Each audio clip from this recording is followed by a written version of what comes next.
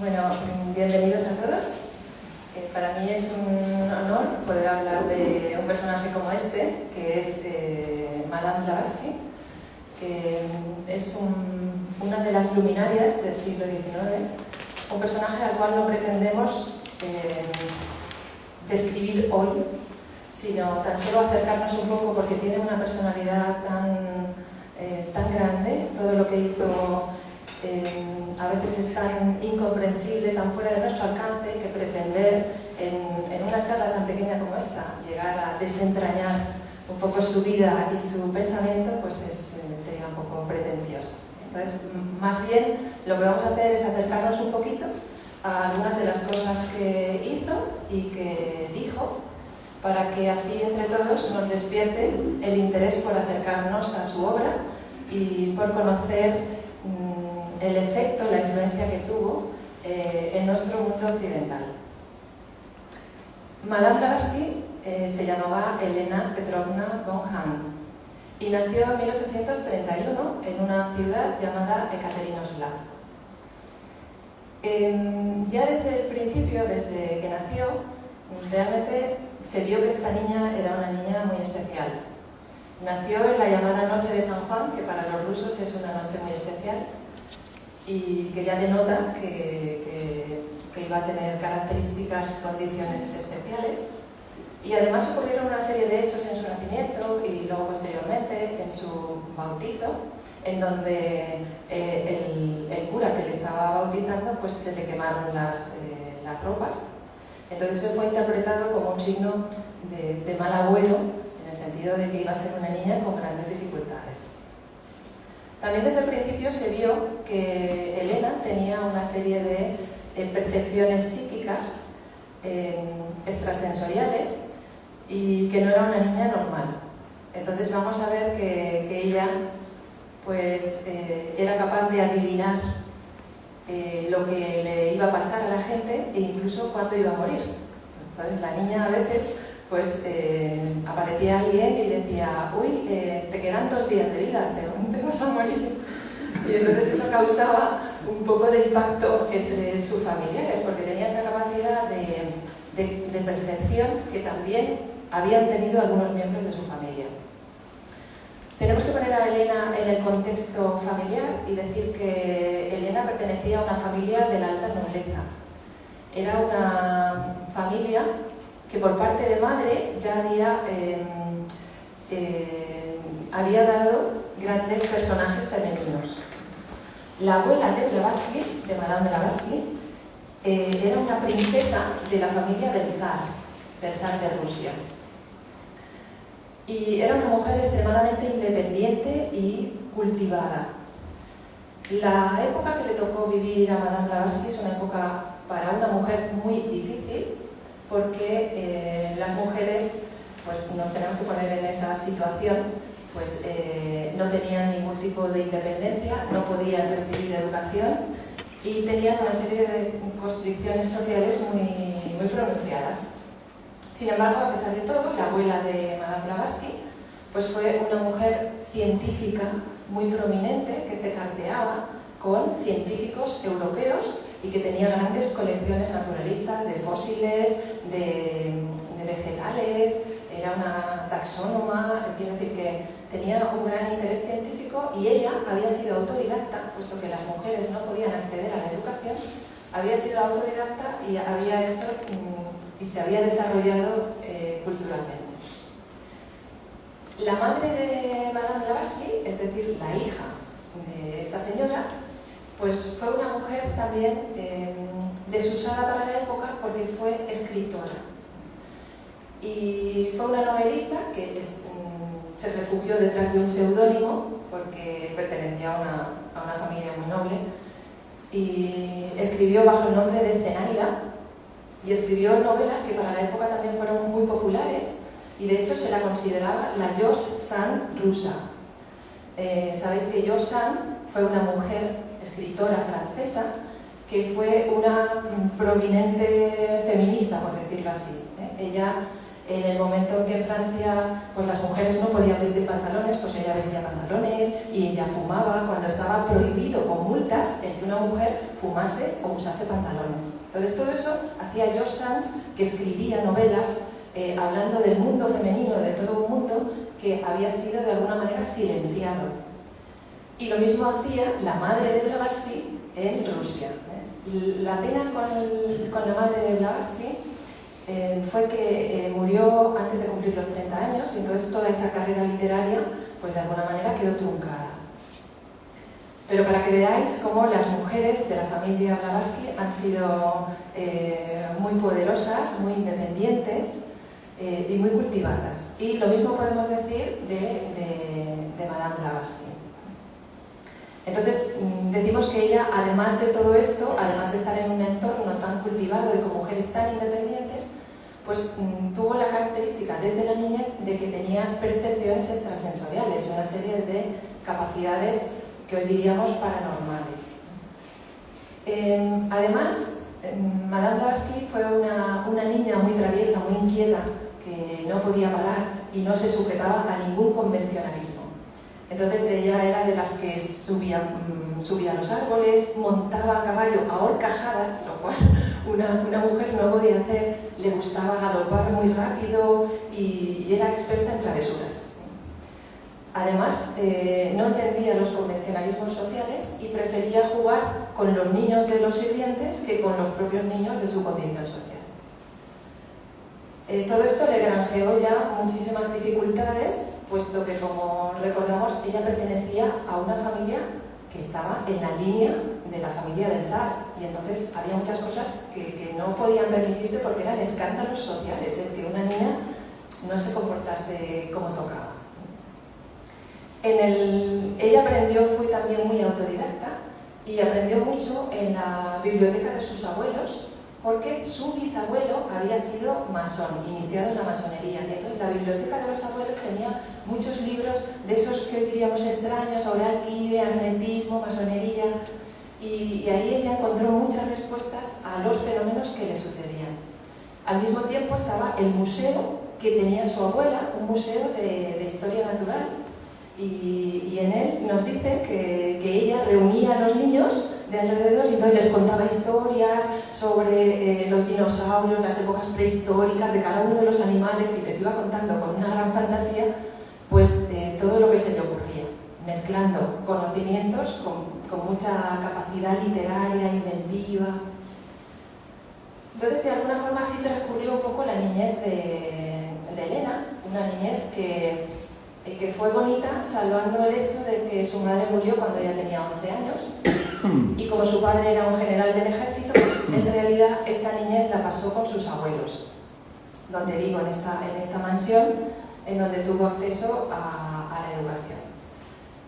Las nodrizas, sus ayas, sus instructoras, pues le tenían un poco de miedo y no se llevaba muy bien con ellas. Y entonces aquí sucede un hecho cuando ella es adolescente, en donde una de las nodrizas se enfada muchísimo con ella y le dice: mira, eres tan inaguantable, tan traviesa, tan indomable, que no se va a casar nadie nunca contigo, ni siquiera este señor que nos visita en casa tantas veces, que es Monsieur Blavatsky. Y entonces ella en un arrebato dice: ¿cómo que no? Seguro que si yo quiero, el señor Blavatsky se casa conmigo. Y entonces, de manera imprudente, como hacía muchas veces las cosas así muy impulsiva, pues ella va al señor Blavatsky y le dice si se quiere casar con ella. A lo que él responde que sí, claramente. Eso con 17 años. El señor tenía más de 50. Lo que ocurre es que Elena no se dio cuenta de que en esa época una palabra tenía más fuerza que haber firmado cualquier cosa ante notario. Entonces, como ella hizo una pregunta y él dio una respuesta, eso ya estaba sentenciado. Y aunque ella dijo, no, que esto que no era así, que yo en realidad no quiero, y habló con él, intentó convencerle, pero en realidad sí, iba a ser un escándalo el que un matrimonio que ya se había formalizado no se llevase a cabo.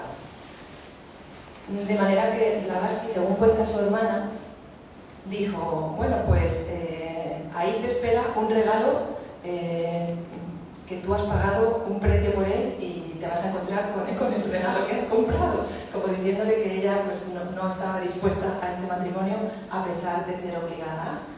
Y se cuenta también que en el momento del matrimonio en la iglesia, pues ella ya dijo entre dientes que aunque fue obligada a decir que sí que se casaba, pues ella ya dijo que no, y que ella no iba a guardar fidelidad, ni iba a cuidar del marido, ni nada de lo que le estaba diciendo el cura. A ese nivel de rebeldía llegaba un poco Blavatsky en un ambiente social que era muy rígido. Entonces,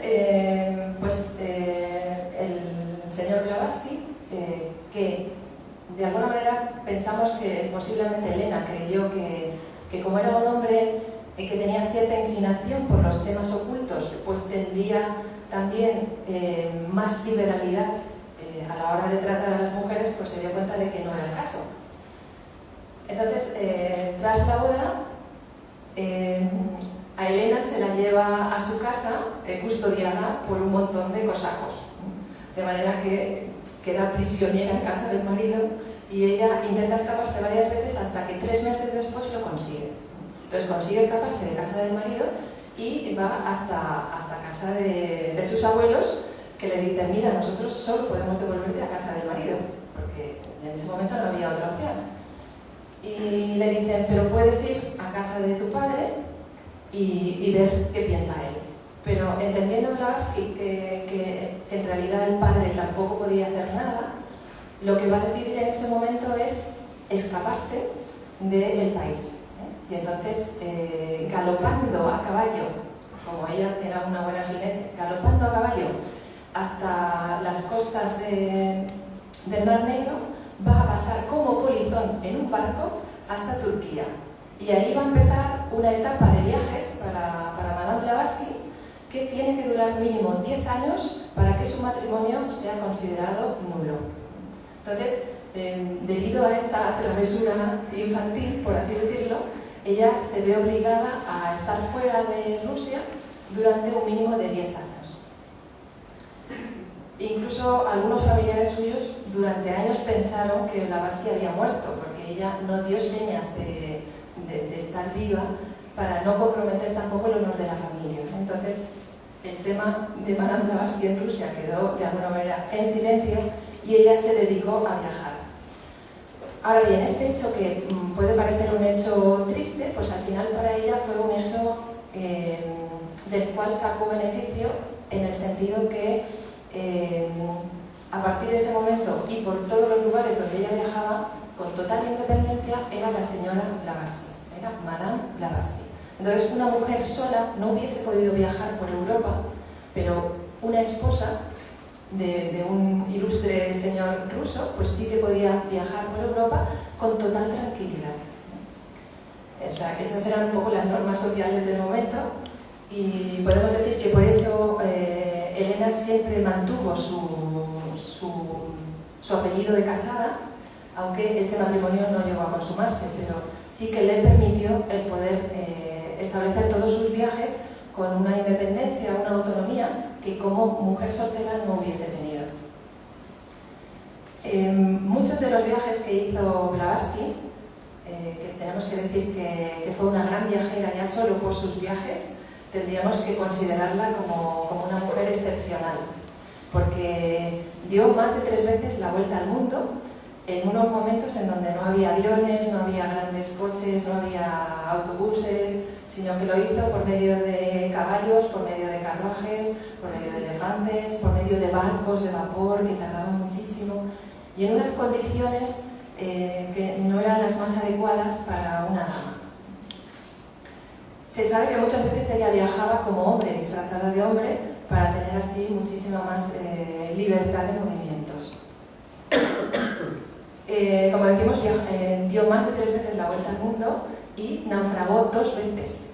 Es decir, que el barco en el que, claro, los barcos de aquel entonces pues también eran como eran, y entonces una de las veces, dando la vuelta al mundo, bajando por África, pues el barco naufragó. Y otra de las veces, pasando de Grecia a Egipto, en un barco que contenía pólvora, el barco estalló. Y ella fue de las pocas personas que sobrevivieron a ese naufragio. Bien, entonces, como decimos, a los 17 años empieza para ella una vida de aventura, buscada, pero al mismo tiempo no le quedaba otro remedio, puesto que las circunstancias se habían dado así. Y entonces va a empezar un periodo de gran aprendizaje, en donde va a viajar por muchos lugares, hemos dicho por Turquía, por Grecia, por Europa, por Francia, por Inglaterra, acompañada de algunas damas de la alta nobleza rusa, que ella se encuentra casualmente en esos primeros viajes, de manera que pues va a estar muy bien acompañada al principio con tan solo 17 años. También tenemos que decir que el padre la va a mantener económicamente, la va a ayudar financieramente durante todos estos primeros años, en donde pues ella no tenía recursos y tampoco sabía muy bien desenvolverse. Entonces, debemos decir también que Elena Blavatsky ya había estado en Europa previamente, a la edad de 16, 17 años, con su padre, porque su padre tenía una raíz alemana y pues le había llevado a conocer Europa. También se cuenta, aunque no está registrado en qué momento fue, que Madame Blavatsky tenía unas grandes habilidades musicales y que incluso participó en un concierto con Clara Schumann, que posiblemente se dio en Inglaterra. Pero uno de los momentos fundamentales de su vida va a ser a la edad de 20 años, cuando ella va a celebrar su cumpleaños con su padre a Londres, a la primera exposición universal que se celebra. Sabéis que durante muchos años se celebraron las exposiciones universales, que eran de alguna manera la forma de mostrar al mundo los avances industriales, los inventos que se habían producido en el mundo. La primera de todas tuvo lugar en Londres y allí, en ese momento, pues estaba Elena, que había ido a celebrar su 20 cumpleaños. Y cuando estaba allí, viendo pasar las delegaciones en el Palacio de Cristal de Londres, pues se encontró con la delegación hindú. Y entonces en esa delegación hindú, de repente, encontró a una persona que ella ya conocía. Y intentó ir rápidamente a saludarlo, pero él le dijo que no, que esperase y que ese no era un buen momento para saludarse. ¿Quién era esta persona? Bueno, pues decimos que Madame Blavatsky tenía percepciones extrasensoriales. Y durante toda su niñez, ella veía a un personaje que muchas veces estaba a su lado para protegerla en los momentos en donde ella hacía una travesura más de la cuenta. Por ejemplo, se cuenta que una vez, ella galopando a caballo, el caballo se desbocó y la tiró, pero ella se quedó enganchada del estribo. De manera que, como el caballo estaba desbocado, eso hubiese sido una muerte segura, ella siendo arrastrada por el suelo a esas velocidades. Sin embargo, la gente que estaba allí lo que presenció es que ella iba por los aires como si alguien le estuviera sujetando y que hasta que el caballo no se amansó y no paró, ella no quedó en el suelo.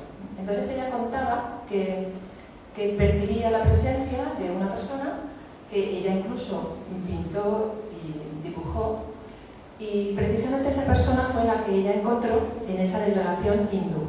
Era un hindú que había ido con esa delegación a la exposición universal. Y ese hindú era un personaje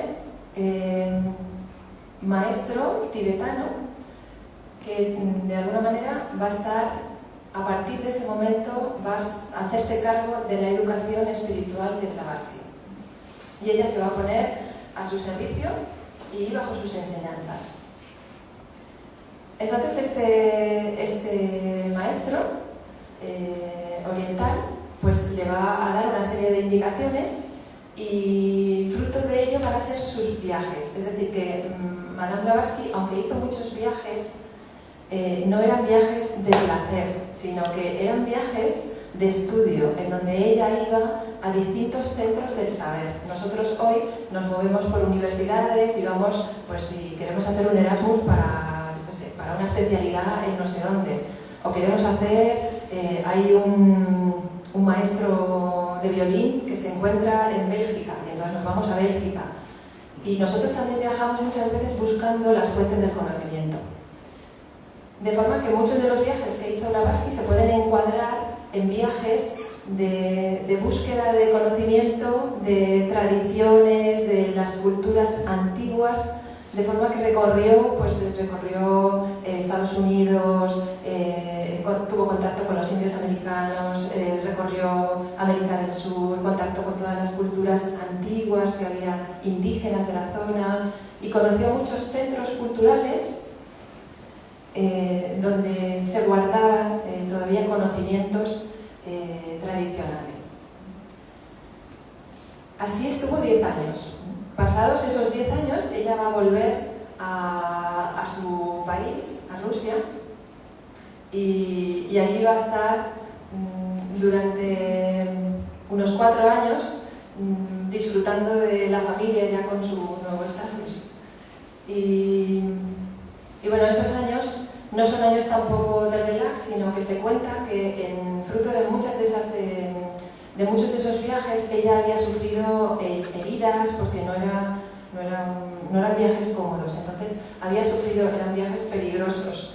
Y ella había sufrido heridas, entonces cuando vuelve a Rusia con la familia, ella sufre una enfermedad muy grave, en donde hay heridas que ella ha tenido durante sus viajes precedentes que se le abren y sangran y no hay manera de cerrarlas. Entonces está a punto de morir, pasa un tiempo largo y al final se va a recuperar de alguna forma milagrosamente. Y entonces ella cuenta que ese periodo que ella pasó así, que fue un periodo en donde es lo que se conoce como la enfermedad del chamán, es decir, un momento en donde la persona tiene que estar trabajando para dominar todas esas fuerzas psíquicas de las que ella era partícipe pero que no controlaba del todo. Entonces, cuando vuelve a Rusia, lo que va a sucederle es uno de esos fenómenos en donde ella tiene que luchar contra esas huestes invisibles para, de alguna forma, conseguir dominar sus poderes. Y a partir de ese momento ella va a tener control total sobre todos los fenómenos paranormales que sucedían a su alrededor. En esas condiciones ella ya está preparada para viajar al Tíbet. Decimos que fue la primera mujer en entrar en Tíbet y fue posiblemente la tercera persona occidental en entrar en el Tíbet. El Tíbet era un lugar en ese momento cerrado, no era accesible a los occidentales y además tampoco era accesible a una persona normal, porque con 4.500 metros de altitud media no muchas personas son capaces de tener la complexión física suficiente como para poder acometer ese viaje. Pero ahí vemos a Blavatsky que sí, que ella es capaz de soportar el frío, las inclemencias y todo ese viaje tan peligroso, y llega al Tíbet, donde va a estar 3 años, por lo menos. Las fechas tampoco son exactas, pero se cuenta que al menos estuvo 3 años viviendo en un monasterio tibetano y aprendiendo con estos maestros suyos. Cuando pasa todo este periodo de aprendizaje, que son unos 17 años, los que ella va a estar viajando por el mundo y aprendiendo, y luego estando con estos maestros, con estas fraternidades, pues sus maestros piensan que ya está preparada para la misión que le tenían reservada. Y esta misión era la de despertar al mundo occidental y darles, despertar su conciencia, que estaba muy dormida en el mundo materialista.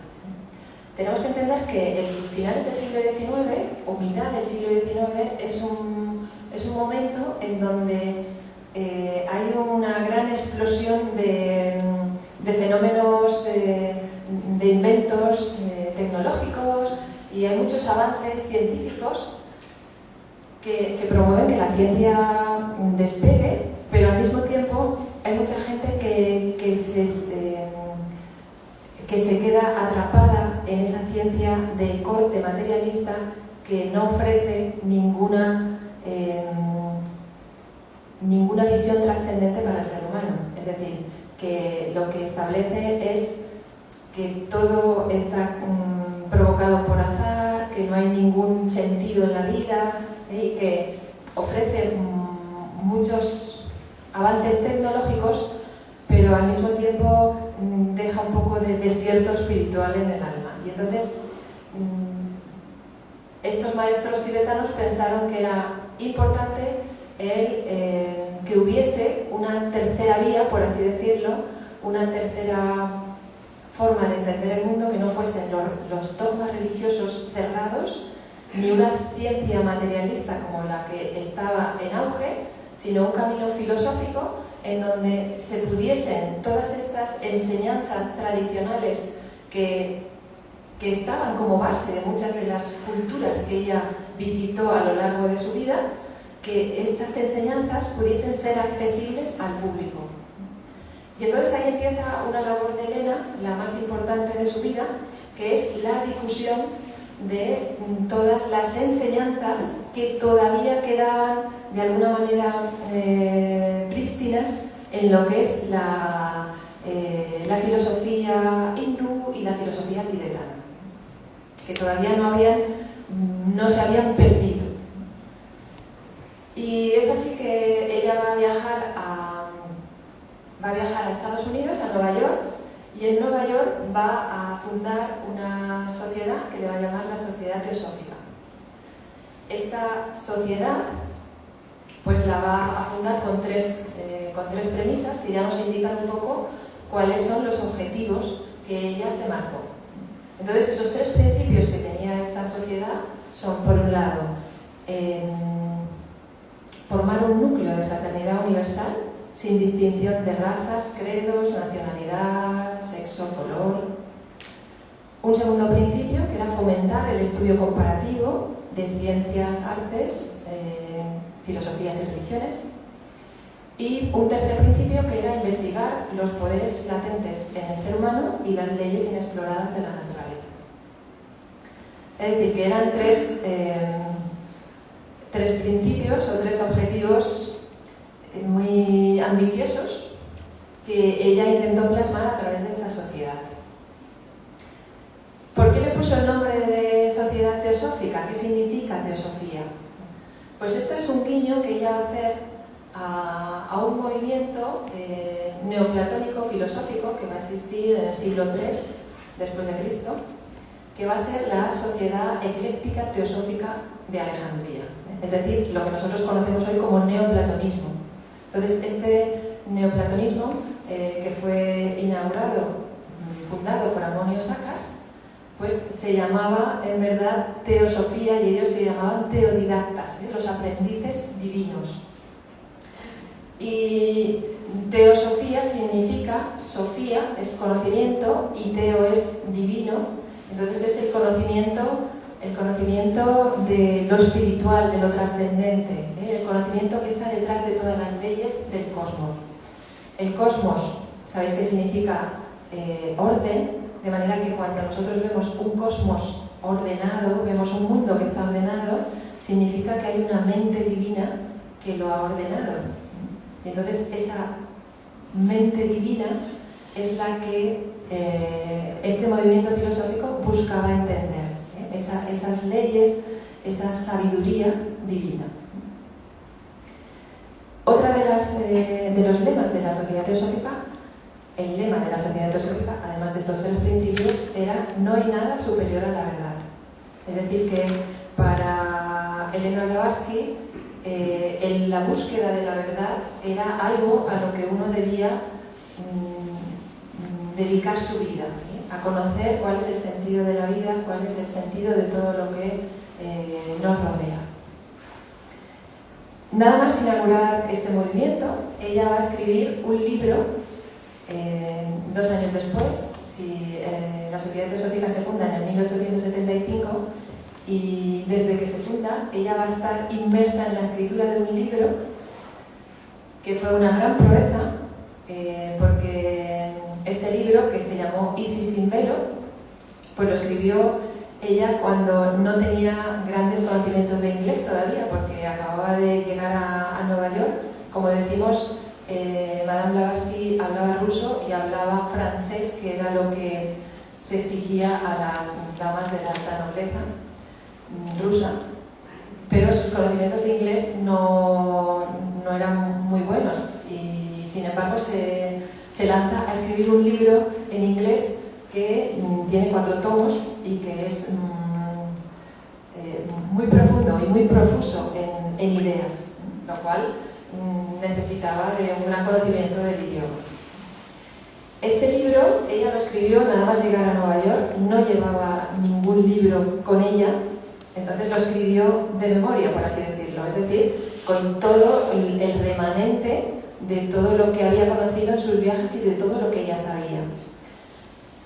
Es un libro tan erudito que no sé la de miles de citas que tiene de otros libros. Y esta es una de las cosas que también sorprende en ella, cómo pudo ser capaz de escribir un libro así, tan enciclopédico.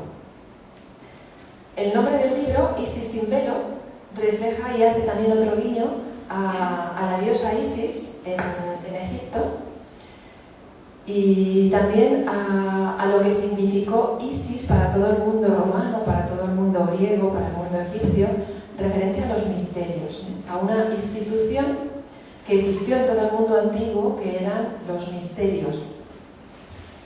Entonces, cuando titula el libro Isis sin velo, lo que quiere decir es que está haciendo un esfuerzo por quitarle un poco el velo a esa diosa misteriosa que es Isis y que implica pues, el conocimiento de la naturaleza. Entonces, es un libro que está gestado para intentar despertar en el público una conciencia de todo ese conocimiento que existía. Se cuenta que una edición de 1000 libros, la primera edición, se acabó en 10 días. Tuvo tal auge que fue una manera muy buena de poder llamar la atención en la sociedad americana sobre estas enseñanzas que ella quería transmitir. En ese momento estaba en boga el espiritismo. Os he dicho que también estaba el movimiento espiritista, que reflejaba la existencia de muchos fenómenos paranormales que no se comprendían. Entonces, es como el movimiento espiritista y el interés que surgió en la gente por este movimiento espiritista era como la constatación de que, a pesar de todo el desarrollo de la ciencia, había muchas cosas que eran como milagros o cosas, fenómenos, podríamos decir, que no se podían explicar desde el punto de vista de la ciencia, pero que estaban ahí y existían. Entonces Blavatsky lo que va a hacer es dedicarse precisamente a explicar todos estos fenómenos, entendiendo que no hay en la naturaleza nada que sea un milagro.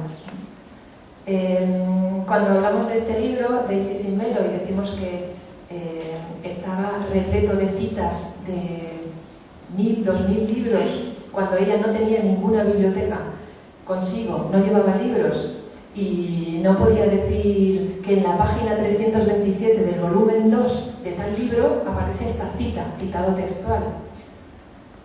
Entonces, la pregunta es cómo lo hacía, y entonces ella explica que ella lo hacía porque ella era capaz de la clarividencia, entonces era capaz de ver los libros sin tener que estar en contacto físico con ellos, es decir, que podía trasladarse a las bibliotecas y ver los tomos de manera parapsicológica.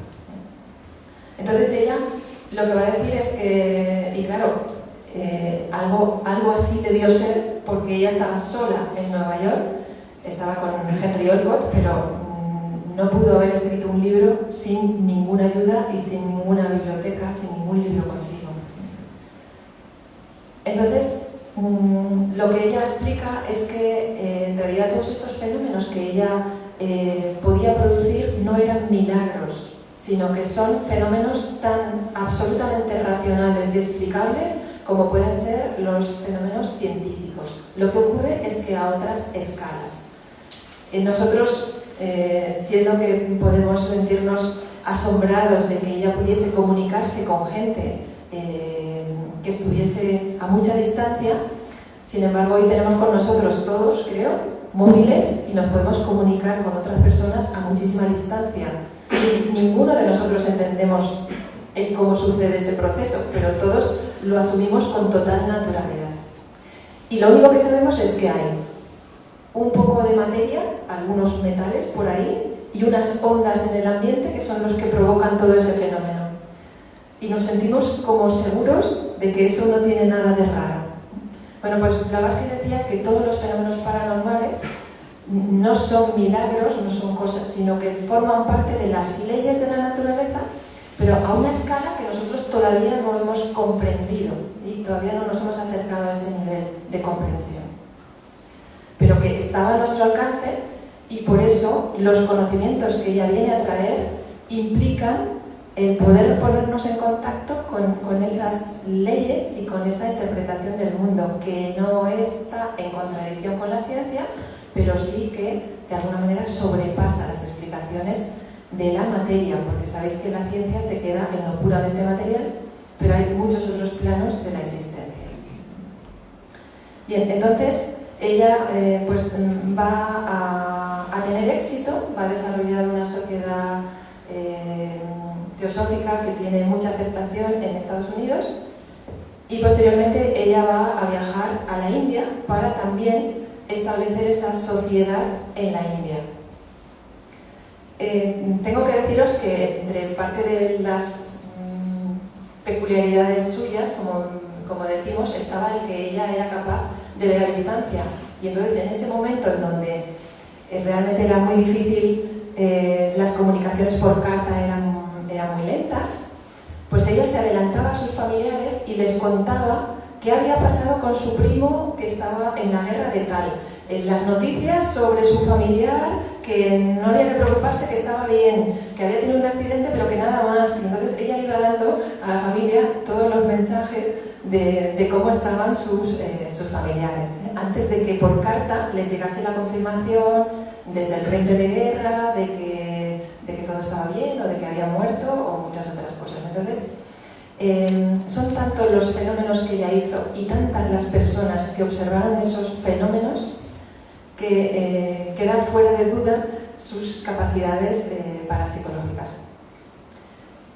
Ella utilizó estas capacidades como una forma de decirle al mundo que había muchas cosas que no se comprendían y que todavía no conocíamos, pero para ella los fenómenos paranormales no eran importantes, ¿no? Y de hecho, en cuanto pudo, los dejó de lado, porque para ella lo interesante era el poder transmitir las enseñanzas de cómo está formado el mundo y cuál es el sentido de la vida. O sea, esto era como un reclamo para que la gente despertase de ese materialismo en donde se estaban sumiendo y que pudiesen encontrar verdaderamente el sentido de su vida. O sea, ¿para qué la vida? ¿Para qué estamos aquí? ¿Cuál es, por qué ha sido creado todo esto? ¿Qué tengo yo que hacer? ¿Cómo tengo que ayudar a la sociedad? Y en ese sentido, Blavatsky fue un ejemplo porque fue una persona que estuvo siempre dedicada a la ayuda a los demás. Hay inúmeros ejemplos de cómo ella fue pobre toda su vida a pesar de ser una mujer que venía de la alta nobleza y que tuvo herencias, pero ninguno de ese dinero se lo quedó, sino que siempre revirtió el dinero para gente necesitada, muchos proyectos que hizo. En los últimos años estableció un asilo para mujeres trabajadoras pobres en Londres, siempre preocupada también un poco por la causa femenina. las injusticias sociales le conmovían profundamente. Participó en una batalla en la Guerra de Independencia de Italia con Garibaldi. Se cuenta también que cuando fue a América, pues ella tenía un pasaje para llegar a Nueva York, pero se encontró a una madre con 2 niños que había sido engañada y que alguien pues le había dicho que le iba a comprar unos billetes, pero esos billetes no eran verdaderos y entonces no podía viajar a Nueva York. Y entonces ella cambió su billete de primera clase por 4 billetes de última clase. Y entonces fue pues, los meses que duró la travesía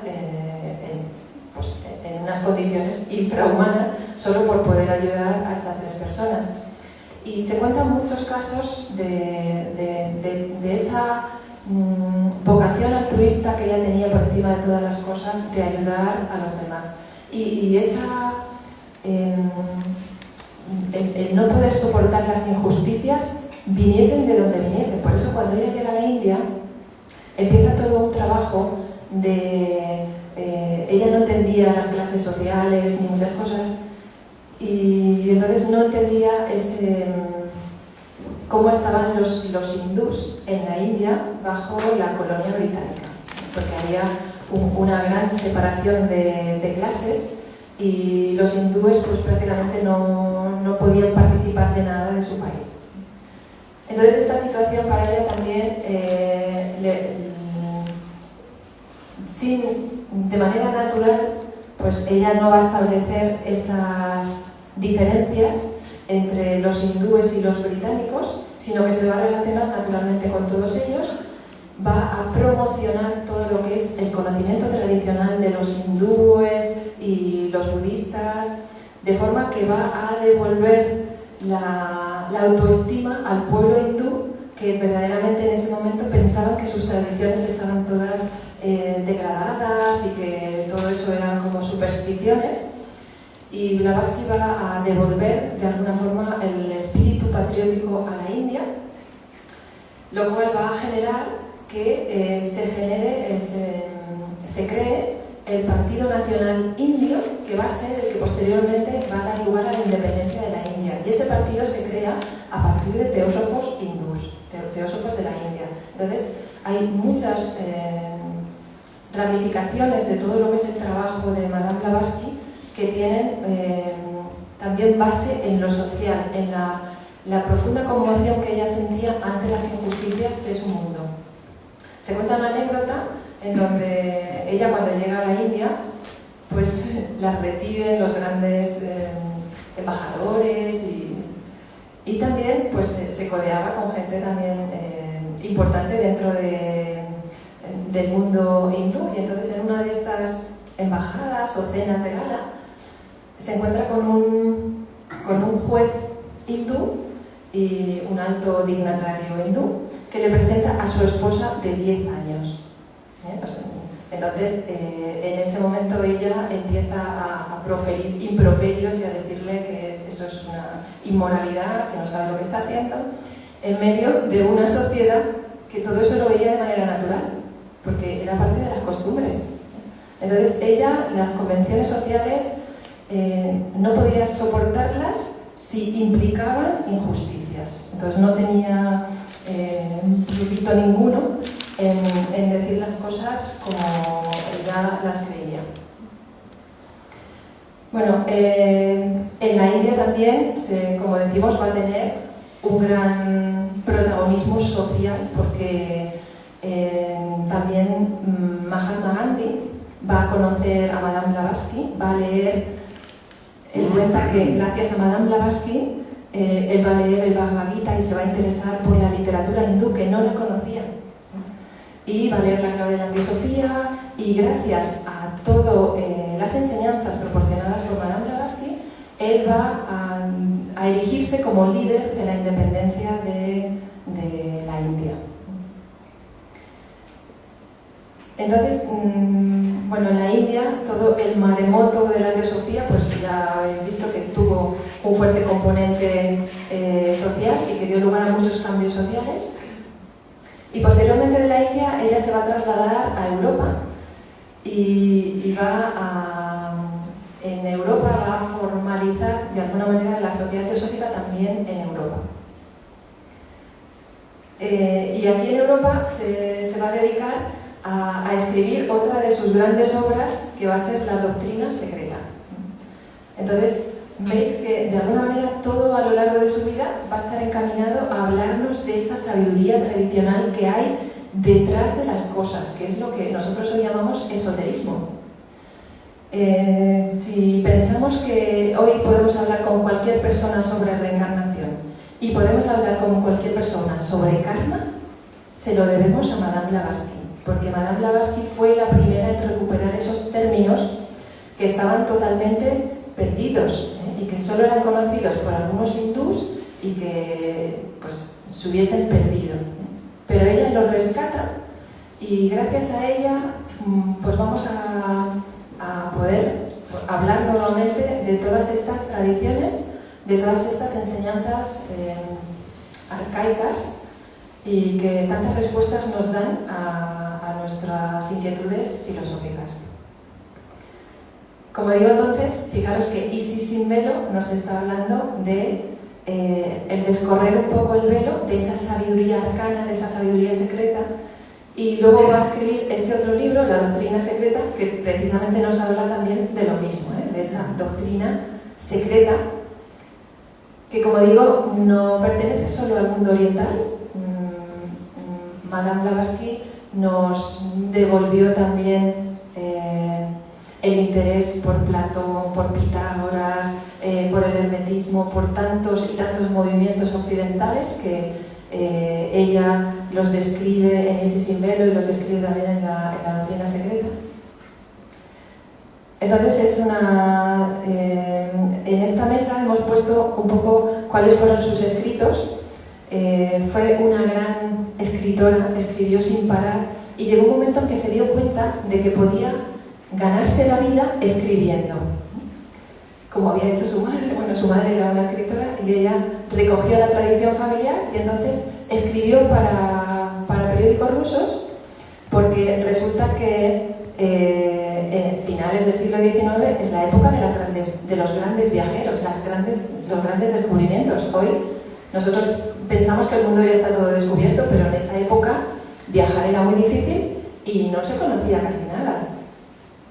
Y entonces, pues era muy interesante todo lo que contaba Madame Blavatsky, de forma que tenía una columna en periódicos rusos en donde ella iba describiendo todas sus aventuras en todos sus viajes. Fruto de eso, hay un libro que se llama Por grutas y selvas del Indostán, que recoge parte de esos escritos periodísticos que ella iba mandando a los periódicos rusos.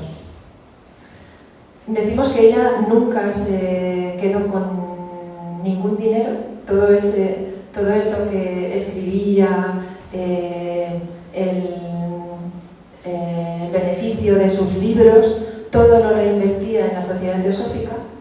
De hecho, en la India compraron una propiedad que es hoy la sede central de la Sociedad Teosófica en la India, que está en Adyar, y la compró con el dinero que ella había ido juntando a base de escribir y de las publicaciones que había tenido.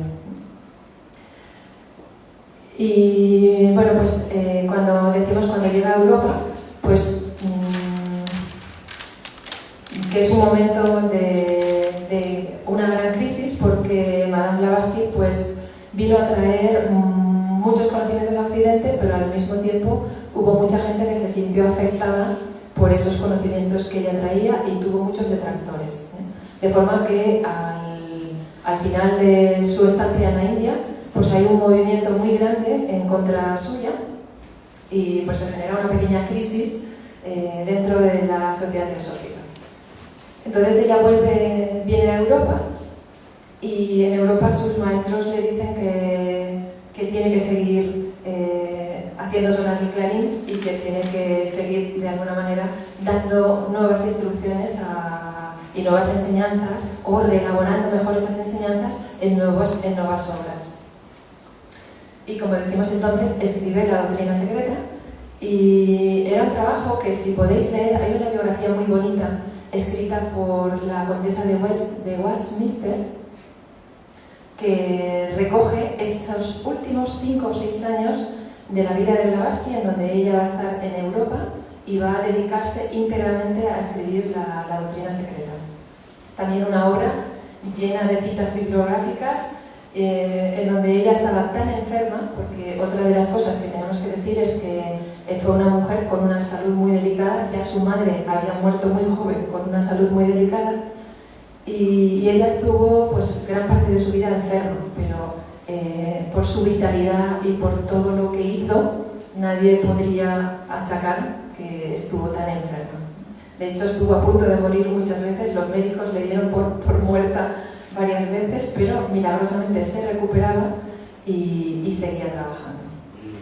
Entonces, la pequeña biografía que tiene la condesa de Westminster es muy bonita porque refleja esa abnegación de Madame Blavatsky a la hora de escribir, 12 horas seguidas escribiendo. En ese momento, en Inglaterra, ella va a fundar una revista y también escribe artículos para la revista, funda también una logia, una filial, y también funda lo que se va a llamar la sección esotérica, que es como una pequeña escuela para discípulos que quieren un conocimiento más profundo.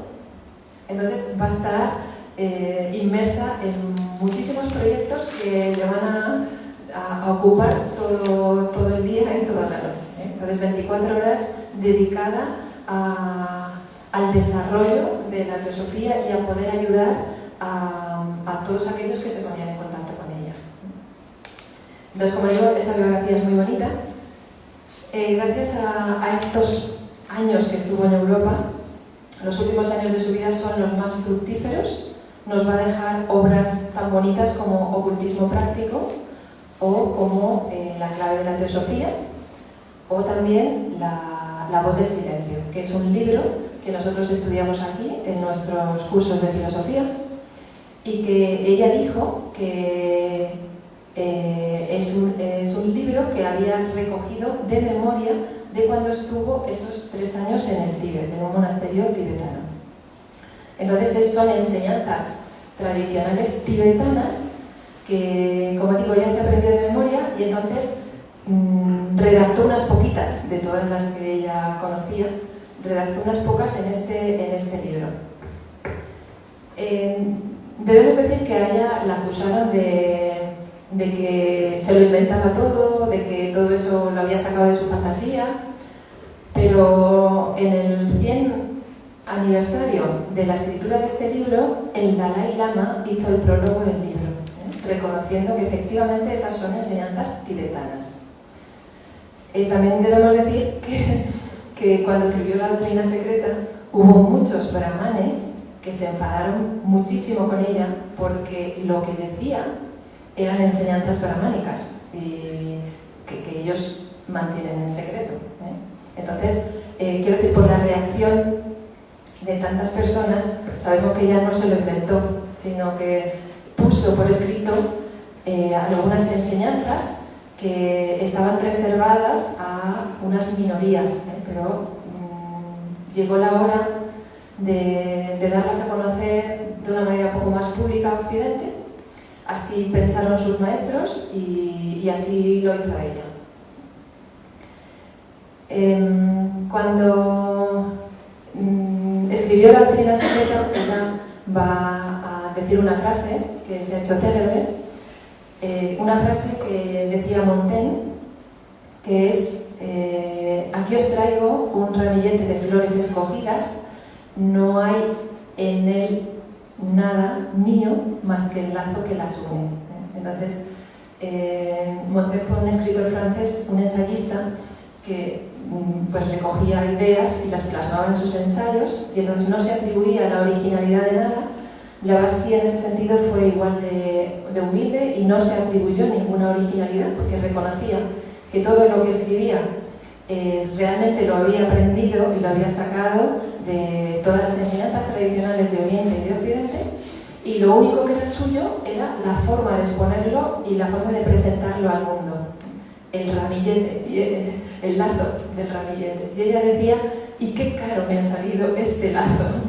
Porque por todo lo que tuvo que sufrir. O sea, solo pongo yo el lazo, pero qué caro me ha salido el lazo. Bueno, y antes de morir, pues ella, las últimas palabras que dicen que pronunció fue mantened la unión, no dejéis que mi última encarnación haya sido en vano. Mantener la unión significa que para ella una de las enseñanzas más importantes que quiso transmitir a Occidente es el hecho de la existencia de una fraternidad universal de maestros como los que ella conoció en el Tíbet y otros que conoció a lo largo de sus viajes en Grecia, en Egipto. Una fraternidad de sabios que verdaderamente velan por el desarrollo de la humanidad. Y esos sabios o maestros pues están para ayudarnos y es importante que nosotros los reconozcamos como tales. Por eso ya decía, mantener la unión con todos aquellos maestros de sabiduría que ha dado la historia y que son nuestra conexión con la comprensión de la vida. Nosotros no vamos a poder comprender la vida si no es por esas grandes luminarias que ha dado la historia y que han dejado sus grandes enseñanzas para nosotros. Entonces, reconocer uno de los grandes atributos de un discípulo es la humildad y la devoción por aquellos que van por delante, por aquellos que le alumbran, que le guían.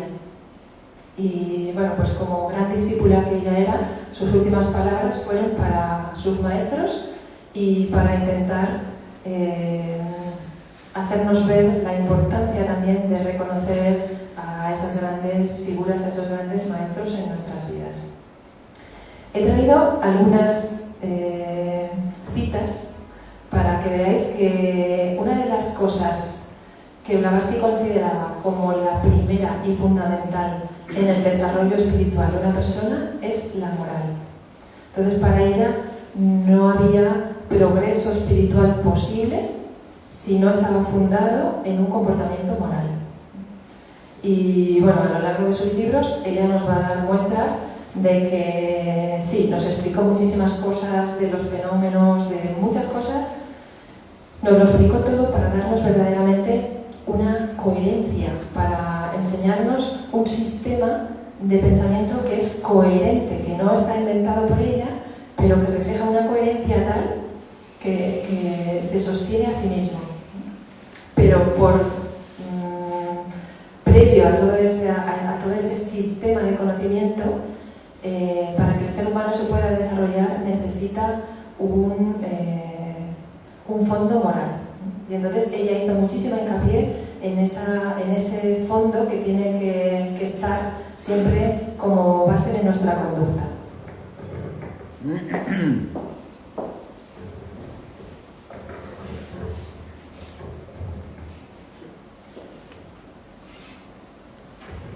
Por ejemplo, de la voz del silencio,